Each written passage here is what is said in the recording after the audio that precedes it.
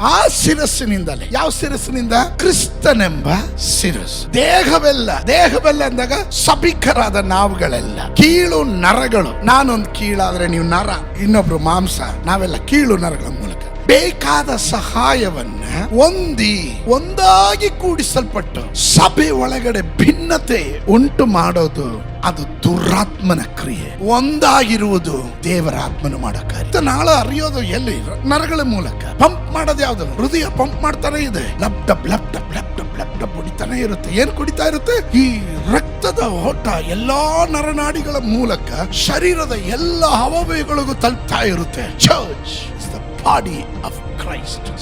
ಸಭೆ ಕ್ರಿಸ್ತನ ದೇಹವಾಗಿದೆ. ನಾವೆಲ್ಲರೂ ದೇವಾಲಯವಾಗಿದೆ. ಆಲಯವನ್ನ ಕೆಡಿಸುವವನನ್ನ ನಾನ್ ಕೆಡಿಸ್ತೀನಿ ಅಂತ ಸಭೆಗೆ ಬರುವಾಗ ದೈವ ಭಯ ಭಕ್ತಿ ಉಳ್ಳವರಾಗಿರ್ರಿ. ಅರ್ಥ ಮಾಡ್ಕೊಂಡವ್ರು ಮಾತ್ರ ಒಂದು ಆಮೇನ್ ಹೇಳ್ರಿ.